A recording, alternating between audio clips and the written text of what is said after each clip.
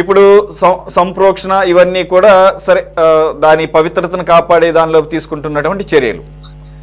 గత 2 నెలల క్రితమే రిపోర్టు వచ్చినప్పుడు ఇప్పుడే ప్రభుత్వం దీన్ని బయటపెట్టడం యొక్క ఉద్దేశం ఏంటి అనేది ఒకటి. నిన్న జగన్మోహన్ రెడ్డి గారు ఏమంటారంటే అసలు రిపోర్టు రాగానే చెప్పట్లా, కానీ కల్తీ మాత్రం జరిగే అవకాశం లేదంటున్నారు. మరి రిపోర్ట్లో క్లియర్గా ఉంది ఫిష్ ఆయిల్, బీఫ్ టాలో, లార్డ్ అంటే పిగ్ ఫ్యాట్, స్కిన్ కింద ఉంటుంది దాన్ని. ఇదంతా వెస్టర్నైజ్డ్. యాక్చువల్గా ఈ ఏదైతే ఇటువంటి ఆయిల్స్ లక్ష్మణ్ గారు చెప్పినట్లు వాడు supplier he doesn't manufacture it, he doesn't produce it, production లేదు అసలు. అలాంటప్పుడు వాడు ఒక 4 రకాలు కలుపుతాడు. ఇది ఒకటే వ్యాపారం కూడా కాదు, నా అయ్యి ఉండకపోవచ్చు. లక్ష్మణ్ గారు చెప్పిన దాని ప్రకారం వాడు ఎవరికైనా సప్లై చేస్తున్నాడు. కాబట్టి వాడు జనరల్గా ఫారిన్ నుంచి ఇంపోర్ట్ చేసుకుంటారు ఈ ఆయిల్స్, ఫ్లేవర్స్ ఇంక్రీజ్ చేయడానికి, టేస్ట్ ఇంక్రీజ్ చేయడానికి. అలాగని చెప్పేసి కుళ్ళిపోయినాయి అట్లాంటిది ఏం కాదు, మామూలుగా వేరే వాటిల్లో కలుపుతారు, ఇది లో కాస్ట్ వాటికి, to enhance the flavour and taste. కాబట్టి అక్కడి నుంచి ఇంపోర్ట్ చేసుకున్నది మరి 320 రూపాయలకి ఎలా ఇవ్వగలడాడు? మరి దాంట్లో అసలు 100 గ్రాములు. నిన్న ఈవో గారు చాలా క్లియర్గా చెప్తున్నారు, ఎస్ ఫ్యాక్టర్ అనేది అవుట్ ఆఫ్ 100 తీసుకుంటే బిలో 20% ఉంది. అంటే నెయ్యి చూసేటప్పుడు కూడా మనకి తెలిసిపోతుంది, నెయ్యిలాగా లేకుండా నూనెలాగా ఆయనకే కనిపించిందంట. సరే లక్ష్మణ్ గారు అన్నట్టు ఇప్పుడు ఎప్పుడో బయటకు వచ్చింది. మరి కాకతాళీయంగా ఎన్డీఏ కూటమి మీటింగ్లో చంద్రబాబు నాయుడు గారు నోట్ల నుంచి బయటకు వచ్చింది. 2వ రోజు విత్ రిపోర్ట్స్ బయటకు తీసుకొచ్చారు. అఫ్కోర్స్ జూలై 23వ తారీఖే ఈవో గారు వచ్చి అడల్ట్రేషన్ జరిగిందన్నారు, కానీ ఈ యానిమల్ ఫ్యాట్ గురించి ఆయన మాట్లాడాల. మరి అంత సాహసం చేయలేదు, లేకపోతే కంప్లీట్గా ఒక పిక్చర్ రావాలనుకున్నారు. మరి డిలేని ఎలా చూడాలి? ఇది ఒక స్ట్రాటజీగా మీరు 2 నెలల తర్వాత బయట పెట్టడాన్ని మీరు ఏ విధంగా సమర్థించుకుంటారు? సురేష్ గారు, మొదట మీకు 24/7 వీక్షకులకి, అనలిస్ట్ ఉపా లక్ష్మణ్ గారికి, అలాగే కాంగ్రెస్ పార్టీ నాయకులు సైదా గారికి, ఆయన కొత్త వారు ఎవరు నాకు పరిచయం లేదు, వారికి కూడా సిపిఐ రాష్ట్ర నాయకులు ముప్పాల నాగేశ్వరరావు గారు. ముప్పాల నాగేశ్వరరావు గారా, నమస్కారం అండి. కమ్రేడ్ నమస్తే మీకు కూడా. అయితే తిరుమల తిరుపతి దేవస్థానం యొక్క ప్రశస్త గురించి మా సిపిఐ నారాయణ గారు కూడా స్టేట్మెంట్ ఇచ్చారు. పూర్తిగా తిరుమల తిరుపతి దేవస్థానంకి వచ్చేవాళ్ళు భక్తులు ప్రపంచంలోనే ఉన్నారు, భారతదేశంలో ప్రపంచం అంతా ఉన్నారు. వాళ్ళ జీవిత కాలంలో ఒక్కసారైనా స్వామివారిని దర్శించుకోవాలి, ప్రసాదం తీసుకోవాలనేది వాళ్ళ కళ. మళ్ళీ ఒకసారి వచ్చిన ఖచ్చితంగా మళ్ళీ 2వ సారి వస్తారు. అయితే ఈ రోజు జరిగిన తప్పిదం యావత్ హిందువుల ప్రపంచం అంతా కూడా ఉలిక్కిపడి దిగ్భ్రాంతి గురి చేసింది. ఎంత బాధ కలిగించిందంటే ఆధారాలు లేకుండా సీఎం గారు మాట్లాడరు, ఆధారాలు చూపించారు. అయితే దుర్మార్గంగా నీచాతి నీచంగా 50 ఏళ్లుగా కర్ణాటక పాల ఉత్పత్తిదారుల సహకార సంఘం నుంచి వస్తున్న నెయ్యిని ఆపేసి, అంటే నందిని డైరీ అనుకోండి, మళ్ళీ వాళ్ళు 20 ఏళ్ళ తర్వాత రిజిస్టర్ చేసుకున్న నందిని డైరీ, అది కూడా లాజిక్ అయిందండి. 50 ఏళ్ళుగా సప్లై చేస్తున్నారు కర్ణాటక అని చెప్పి నందిని డైరీ రిజిస్టర్ అయిన 20 ఏళ్ళు అయింది. అది కాదని చెప్తారు మళ్ళా. 2 ఒకటే. కర్ణాటక శాసనసభలో చర్చ జరిగింది దీని మీద 2019లో. మేము శ్రీవారికి వెంకటేశ్వర స్వామికి వితౌట్ లాభం, అంటే బెనిఫిట్స్ లేకుండా మేము నెయ్యిని ఇస్తుంటే వాళ్ళు ఆపేశారు, దుర్మార్గంగా అడ్డుపడ్డారు, నిలిపేశారని కూడా చర్చ జరిగింది. ఎక్కువ రేటుకి మన కాదు, లేదంటే మీరు బలవంతంగా వెనక్కి తీసుకెళ్ళమని తీసుకోలేదండి. 300 రూపాయలకే ఇగలితే ఇవ్వండి, లేదు వద్దని చెప్పి రాయించుకున్నారు. రివర్స్ టెండరింగ్ ఇంకోటి 2వ విషయం. అయితే ఎందుకు 2 నెలలు ఆలస్యమైంది ఈ రిపోర్ట్ అనే పైన జూలై 22వ తారీఖున చెప్పిన విషయం ఏంటంటే, ఇది యావత్ భారతదేశంలో ఉన్న హిందువులు ఒక్కసారిగా మనోభావాలు దెబ్బతింటాయి, దీన్ని పూర్వపరాలు విచారించాలని ఈవో గారు పార్టీ తరఫున సీఎం గారు కూడా 3 ఎక్స్పర్ట్స్ కమిటీ చేశారు. ఒకరు వచ్చి విజయ్ కుమార్ రెడ్డి గారు, డైరీ రీసెర్చ్ అండ్ అనాలిసిస్ పైన ఆయన expert. Surendra Kumar dairy expert, ఆయన సో డిఆర్డీలో ఉంటాడు. అలాగే స్వర్ణలత గారు, ఈవిడ వచ్చి తెలంగాణ వెటర్నరీ యూనివర్సిటీలో సీనియర్ ప్రొఫెసర్. వీళ్ళు 3 కమిటీ వేశారు. వీళ్ళు వచ్చి విచారించి పూర్తి స్థాయిలో ఎక్కడెక్కడే ఉన్నాయి సమీకరించి 10 ల్యాబ్లు పంపించారు. ఒకటి కాదండి, 10 ల్యాబ్లు. ఒకటి చెన్నై, 2 బెంగళూరు, ఎన్డీబీబీ అంటే నేషనల్ డైరీ డెవలప్మెంట్ బోర్డు. ఇది గవర్నమెంట్ నడుపుతున్న బోర్డు, ప్రైవేట్ వ్యక్తులు కాదు. సో ఇక్కడ వచ్చిన వాళ్ళలో 100% ఉండాల్సిన నెయ్యిని 19.7% ఎస్ వాల్యూ ఉందని చెప్పి వాళ్ళు ఇచ్చిన రిపోర్ట్. ఇందులో కలిపిన పదార్థాల పైన నాకున్న సమాచారం ఏంటంటే soybeans oil, sunflower oil, fish oil, beef fat, మీరంటే లాడ్ అంటే పంది మాంసం, కోడిగుడ్ల కొవ్వు, గోధుమ పిండి, కొబ్బరి తదితర అంశాలు 12 రకాల అంశాలు కలిపారు. కలిపి పర్ డే, మీరు అడిగారు ఫస్ట్ ప్రశ్న, నేను మా సార్క ఐడియా లేదో చెప్తున్నాను, 15,000 కేజీలు నెయ్యి పర్ డే కావాలి. లడ్డుకే కాకుండా అన్నప్రసాదాలకి, స్వామివారి కైంకర్యాలకి, దీపదీప నైవేద్యాలకి, అలాగే వెంకటేశ్వర స్వామి గారి గుడి ఉంది కదా, ఆ గుడికి ఉన్నటువంటి అనుసంధానమైన తిరుచానూరు, మంగాపురం, అలాగే కపిలతీర్థం ఏరియాలో ఉన్నటువంటి టెంపుల్స్ కూడా సప్లై చేస్తారు. అంటే ఫర్ డే ధూపదీప సప్లై తక్కువ అవుతుంది. ప్రధానంగా అన్నప్రసాదాలు, స్వామివారి యొక్క అభిషేకం, ప్రధానంగా సురేష్ గారు స్వామివారికి అభిషేకం జరుగుతుంది నెయ్యితో, ఇది కూడా జరుగుతుంది. ఆ విగ్రహం ఈ విధంగా కల్తీ ఉంటే పాడే అవకాశం కూడా ఉంది. ఈ దుర్మార్గం చర్య కూడా ఒడిగట్టారు. 2019లో డైరీ నెయ్యి ఆపేస్తే బలవంతంగా ఆపేశారు, ఆపలేదు, ఆపించారు. ఆ తర్వాత రివర్స్ టెక్నిక్ వేసిన వీళ్ళు ఏఆర్ ఫుడ్స్ ఎవరిని చెన్నైలో ఉంటది, ఆల్పాసా కంపెనీ ఏది గుజరాత్ లో ఉంటది, ఇంకా 2-3 కంపెనీలు టెండర్లు ఇచ్చి 4 కంపెనీలతో 320 రూపాయలతో నెయ్యి సప్లై చేస్తామని చెప్పుకున్నారు. కానీ ఒరిజినల్ నెయ్యి ఎంతకు వస్తుందో మీరే చెప్పారు. 1000 రూపాయలు పెట్టందే కానీ ఆవు నెయ్యి, ఒరిజినల్ ఆవు నెయ్యి రాదు. మరి 320 రూపాయలకి ఎలా వచ్చింది? అంతే శుద్ధ కల్తీ. ఇక్కడ మీరు గుర్తించాల్సింది ఏంటంటే, నాకు ఇక్కడ తిరుపతి దేవస్థానం టెంపుల్ తిరిగి అన్యాయం గుర్తు రావట్లా.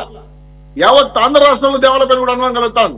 శ్రీశైలం, అన్నవరం, శ్రీకాళహస్తి, స్వామి వినాయక స్వామి టెంపుల్ కాణిపాకం, వీటిపైన అనుమానాలు వస్తున్నాయి. ఇవన్నీ కూడా వైఎస్ఆర్ పనుల్లో నెయ్యిలు వాడిందే. మరి వీళ్ళందరూ కూడా ఏం చెప్పించారు? పూర్తి స్థాయిలో ఇంత దుర్మార్గం కల్తీ చేసి 4 ఏళ్లుగా ఒట్టు మాంసాన్ని ప్రజలు తినిపిస్తున్నారంటే ఆ లడ్డు తినిన హిందువులు మనోభావాలు ఎలా ఉంటాయి? ఇంకొక పచ్చినిజం చెప్పాలి. రామాలయం ప్రతిష్ఠ జరిగింది అయోధ్యలో, దానికి 2 లక్షల లడ్లు పంపించారు. ప్రపంచవ్యాప్తంగా హిందువులు అందరూ వచ్చారు. మొత్తం అందరూ కూడా అక్కడ ప్రధాన చేతులు కూడా తినిపించారు దాన్ని, గొడ్డు మాంసాన్ని. మరి ఇక్కడ మనోభావాలు ఎట్లుంటాయి? సో టోటల్ గా దీని వెనకాల పెద్ద కుట్రతాగు ఉంది. జగన్మోహన్ రెడ్డి గారు డిక్లరేషన్ సంతకం పెట్టరు, డెస్ పోతారు. జగన్మోహన్ రెడ్డి గారు పరిపాలించిన వాళ్ళ నాయకులందరూ కూడా క్రిస్టియన్స్. గతంలో బ్రహ్మోత్సవం జరిగితే భార్యాభర్తతో వచ్చి పట్టు వస్తారే వాళ్ళ స్వామివారికి, ఇచ్చారా? ఇవ్వలా. పైగా పూర్తి స్థాయిలో స్వామివారి ప్రసాదాలు తీసుకుంటే కింద పడేస్తాడు, తీర్థం చేతిలో పోస్తే కింద పోసేస్తాడు. ఈయన పూర్తిగా క్రిస్టియన్ సమాజానికి కలిగిన వ్యక్తి. ఆయన మనోభావాలు దెబ్బతిన్నాయని. మరి హిందూ సాంప్రదాయాలు ఉన్నటువంటి హైందవ సాంప్రదాయాల గుళ్ళలో క్రిస్టియన్ మతపోదాలు జరిగాయి, మత మార్పిడి జరిగింది, అనేక అంశాలపై తిరుమల వివాద సమస్యలు జరిగాయి. ఎస్బీసీ ఛానల్ జరిగిన సంఘటన కూడా మీకు తెలుసు. ఇవన్నిటికీ కూడా కారకులు గత ప్రభుత్వం కాబట్టి, కాంట్రాక్ట్ ఇచ్చింది కూడా వాళ్ళ గత ప్రభుత్వం కాబట్టి, ఏ ఈవో ఉన్నారో, ఏ చైర్మన్ మన కరుణాకర్ రెడ్డి కావచ్చు, వైబీ సుబ్బారెడ్డి కావచ్చు, ధర్మారెడ్డి కావచ్చు, జగన్మోహన్ రెడ్డి గారు కావచ్చు, అప్పుడున్న హెల్త్ ఆఫీస్ శ్రీదేవి రెడ్డి కావచ్చు, ఆర్ఆర్ రెడ్డి కావచ్చు, వీళ్ళందరూ దోషులే. ఖచ్చితంగా వీళ్ళందరికీ తెలియకుండా, జగన్మోహన్ గారికి తెలియకుండా ఇక్కడ జరిగే ప్రసక్తే లేదు. 15,000 కేజీల నెయ్యి ఫర్ డే వాడకం ఉన్నప్పుడు సరాసరి లెక్కేసుకుంటే కొన్ని 100 కోట్ల రూపాయలు ఇంగ్లాలకు ఎంత అయింది? తిరుపతి దేవస్థానం నెయ్యే కాదండి, అన్నప్రసాదాలు కాదండి, 100 పైచలకు ప్రైవేట్ కాంక్రీట్ బంగ్లాలు అనుమతి ఇచ్చారు. ఎప్పుడు కూడా నేషనల్ గ్రీన్ ట్రిబ్యూనల్ పర్మిట్ ఇవ్వాల, కొండ మీద కాంక్రీట్ సిట్ చేయొద్దండి, కాటేజ్ పర్మిషన్ ఇవ్వద్దని చెప్పి బ్యాన్ చేశారు. ధర్మారెడ్డి 100 కాటేజీలకు ఇచ్చాడు. దిగిపోయే ముందు 2,500 కోట్ల రూపాయలు కాంట్రాక్ట్లు ఇచ్చాడు, 20% కమిషన్ తీసుకొని. ఇది కాకుండా తలనీలాల విషయాలు కావచ్చు, స్వామివారికి బియ్యం పప్పు నిత్యానంద పథకం చేసే విషయాలు కావచ్చు, అనేక విషయాలపైన అవకతవకలు పాల్పడిన గత ప్రభుత్వం జంబో ప్యాక్ చేసింది. మామూలుగా 18 మంది కమిటీ సభ్యులు ఉంటారు, టీడీ బోర్డు మెంబర్ ఉంటారు. 89 మంది వేశారు చలిబేంద్ర అయినట్టు. అందరూ ముఖాన్ని ఉంచారు. చివరికి మానేసుకొని మళ్ళా 18 తీసుకొచ్చాడు. మళ్ళా దాంట్లో సలహాదారులు అంట. సార్ నేను ఒకటే అడుగుతున్నాను, ఎక్కడో మిలిటరీలో ఉండాల్సిన ధర్మారెడ్డి, అది ఏం పోస్ట్ కూడా చెవికి తెలియదు, ఆయన తీసుకొని వచ్చి ఐఏఎస్ అధికార పదవి ఇచ్చి ఈవో లేదు, జైఓ లేదు, అవంతా సోలో. శ్రీవాణి ట్రస్ట్ టికెట్లు 10,500 రూపాయలు, 500 శ్రీవారికి అంట, 10,000 రూపాయలు తాడేపల్లి గెస్ట్ హౌస్ కంట. 20,000 కోట్ల బడ్జెట్ ఇది మీద జరిగింది. రమణ దీక్షలు మాట్లాడారు అన్యాయం జరిగిందని. స్వామివారి కైంకర్యాల టైం మార్చారు, అన్నప్రసాద టైం మార్చారు. నిత్యం 3 గంటలకు ఒకసారి బట్టలు మార్చాల్సిన ఉండికి మార్చలేదు. అక్కడున్న బ్రాహ్మణులు వైష్ణవులు 906 మంది పనిచేస్తారు పోర్టులో, 48 మంది అన్నప్రసాదాలు చేస్తారు, 406 మంది లడ్డు తయారు చేస్తారు, మిగిలిన వాళ్ళు స్వామివారి కైంకర్యాలు చూస్తారు. వీళ్ళందరినీ కూడా భయప్రాంతులు గురి చేస్తే నెయ్యి సరిగా లేదు, లడ్డు చెడిపోతా ఉందని చెప్పి అడిగితే బ్రాహ్మణులు అడిగిన దానికి 26 మంది నిర్దాక్ష నిలిపేశారు. వాళ్ళ జీతం ఎంత అంటే 22,000, కటింగ్ పోతే 20,000 వస్తుంది. వాళ్ళు ఎన్నో కష్టాలు పడి పోటీ కార్మికులుగా ఉన్నాడు అక్కడ వ్యక్తుల్ని భయప్రాంతులు తరిమేశారు. ఇది ప్రశ్నించి యూనియన్ నాయకులు ట్రాన్స్ఫర్ చేశారు. ఎక్కడికి? హరిద్వార్, ఋషికేశ్, కాశ్మీర్, ఢిల్లీకి. అడిగిన యూనియన్ నాయకులు ఒక రకంగా ధర్మారెడ్డి నియంత్రిత పరిపాలన చేశాడు. ఇవన్నీ జగన్మోహన్ రెడ్డి తెలియకుండా జరిగిన అబద్ధం. అయితే చాలా ఋతికులు, మీరన్నా ఋతికులు వచ్చి ఈరోజు యజ్ఞాలు జరిపి దాని మీద సంప్రోక్షణ చేస్తారన్నారు. 5 ఏళ్లుగా ప్రతి సంవత్సరం ఋతికులు వచ్చి యజ్ఞయాదాలు చేయాలి, ఒక్కసారి కూడా చేయలే. మఠాధిపతులు, పీఠాధిపతులు పిలిచి ఆ రోజు ఆగమ వైశాఖ శాస్త్రాల ప్రకారం గుడి సంప్రోక్షణ చేస్తారు, చేయలే. ఎందుకంటే వీళ్ళ గుత్తాధిపత్యం ఎక్కడ చెదిరిపోతుందో, ఇక్కడ నుంచి డబ్బులు తీసుకెళ్ళి బయటపడుతుందో అనేక సందేహాలకు కారణం అయ్యారు. గత ప్రభుత్వంలో జగన్మోహన్ రెడ్డి డ్రామా ఇచ్చాడు, పింక్ డైమండ్ పోయిందని, ఇక్కడ నేలమాలికలు తీసేశారని. మరి ఉన్నాయా? పింక్ డైమండ్ ఏమైందో తెలియదు. ఇప్పుడు మళ్ళా దేవుడి మీద దుర్మార్గాన్ని ప్రచారం చేస్తారు. జగన్మోహన్ గారు మాట్లాడే మాటలు చూడండి. వైసీపీ విష నాలుకలో విష ప్రచారం ఎంత దుర్మార్గంగా ఉంది. జగన్మోహన్ రెడ్డి గారు మాట్లాడుతుంటే నాకేమీ తెలీదు, నేను సొంత పూసనని చెప్తున్నాడు. జగన్మోహన్ రెడ్డి గారు మిమ్మల్ని స్టేట్ అడుగుతున్నా, శ్రీవారి ట్రస్ట్ కింద పెట్టిన డబ్బులు మీకు తెలీదా? స్వామివారికి ఇన్ని రోజు 1,000 కోట్ల నీకు బడ్జెట్ చేస్తుంటే ఆ డబ్బులు 2,500 కోట్ల రూపాయలు బడ్జెట్ లో వెళ్తున్న విషయం నీకు తెలీదా? పైన 100 కాటేజీల పైసలకు 100 కోట్లు తీసుకుని పంపించింది మీకు తెలీదా? దానికి జగన్మోహన్ శ్రీనివాస్ చౌదరి గారు మిగిలిన అంశాలు మళ్ళీ నెమ్మదిగా మీ కోటింగ్ ప్రభుత్వం నెమ్మదిగా తీసుకొస్తుంది, అప్పుడు మాట్లాడదాం. కానీ నాకు ఒక్కటి క్లారిటీ ఇవ్వండి. నివేదనల స్వామివారి నివేదనలకు వాడే నెయ్యి మాత్రం 1,600 పైసలు, దాదాపు 1,700 రూపాయలు పర్ కేజీ పెట్టి కొన్నదాన్ని ఇదేమో 320 నుంచి 400 చిల్లర కొనడానికి. అంటే నేను అందుకని ఫస్ట్ ఒక డౌట్ అడిగా, నివేదనలకి ఎంత మేర వాడతారు, ఏమైనా ఐడియా ఉంటే అంటే సుమారు? నేను చెప్తాను. స్వామివారి అభిషేకానికి స్వామివారి యొక్క దీపాలు పెడతారు, వాటికి మాత్రం సపరేట్ గా నెయ్యి తీసుకుంటారు. ఆ నెయ్యి అన్నప్రసాదాలకి అలాగే విధంగా లడ్డు ప్రసాదాలకు వాడరు. అది నాకు తెలిసి పైన 1,000-1,200 కేజీలు. అంటే ఇంకా లోకల్ టెంపుల్స్ ఉన్నాయండి, వరహాసం టెంపుల్, అలాగే అక్కడ ఉన్నటువంటి కొన్ని మఠాలు ఉన్నాయి, సరస్వతి మఠము, చిన్న మఠాలు, బొగ్గు మఠాలు, అత్తిరాంజి మఠాలు ఉన్నాయి, వాటికి కూడా పంపిస్తారు. అక్కడ ఒక 1,200 కేజీల నుంచి 13 కేజీల వరకు అక్కడ వాడతారు. మిగిలిన నెయ్యి కపిల తీర్థము, తిరుచానూరు, అప్పలాయగుంట, మంగాపురం ఉన్న కింద ఉన్న గుడులు సంసారం నుంచి అక్కడ ఒక 1000 కేజీలు పంపిస్తారు. మీకు ఇంకో రహస్యం చెప్పాలి, అదే ఇంతవరకు ఎవరు ప్రస్తావించలా. మా తిరుమల తిరుపతి దేవస్థానానికి గోశాల ఉంది, దయచేసి నోట్ చేసుకోండి. గోశాలలో 2,500 పైచులకు ఆవులు, గేదెలు ఉన్నాయి.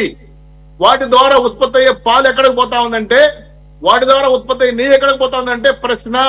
నేను అడిగాను ఈరోజు, గోశాలకు వెళ్ళా, ఇక్కడ తయారవుతున్న ఉత్పత్తి అవుతున్న పాలు ఏం చేస్తున్నారంటే ఈవో ఇంటి కాడ నుంచి కింద సూపరింటెండెంట్ వరకు, కింద పనిచేసే బ్రాహ్మణుల వరకు ఇంటికి పాలు, టీలకి, కాఫీలు పంపిస్తున్నారండి. నెయ్యి తయారు చేయడం లేదు. ఇదెంత దుర్మార్గం ఇది. నేను మొక్కుకుంటా, నాకేమైనా జరిగితే, అన్యాయం జరిగితే, నాకు అన్యాయం జరగదు స్వామి, నాకు మొక్కు తీర్చాను కాబట్టి, న్యాయం జరిగింది కాబట్టి నీకు ఒక ఆవుని బహుమతికి ఇస్తానని చెప్పి, కానుక ఇస్తానని మొక్కుకుంటా, తీసుకొచ్చి అడవిలో వదిలేస్తా. అది పురాణ ఆనవాయితీ అది. అటువంటి ఆవులు 2,500 పైచులకు ఆవులు ఉన్నాయి. వీటి పాలేమవుతా ఉంది, వీటి నెయ్యి తీయడం మానేశారు పూర్తిగా. సో ఇవన్నీ కూడా తిరుమల తిరుపతి దేవస్థానానికి సొంతంగా డైరీ కూడా ఉంది, వెటర్నరీ కాలేజీ ఉంది. ఇంకో విషయం, ల్యాబులు ఉన్నాయని అడిగారు, ల్యాబులు లేవండి, ప్రైవేట్ ల్యాబుల మీద ఆధారపడుతున్నారు. ఇంతవరకు ల్యాబ్ అవసరం టీటీడీకి రావట్లా, ఇప్పుడు ల్యాబ్ అవసరం అయితే 70,000 ఖర్చు పెట్టాలి. ఇవన్నీ కూడా చాలా లోతుకెళ్ళి పరిశీలించారు సార్. యావత్ భారతదేశం మొత్తం కూడా జగన్మోహన్ గారి మీద తిరుగుబాటు చేశారు.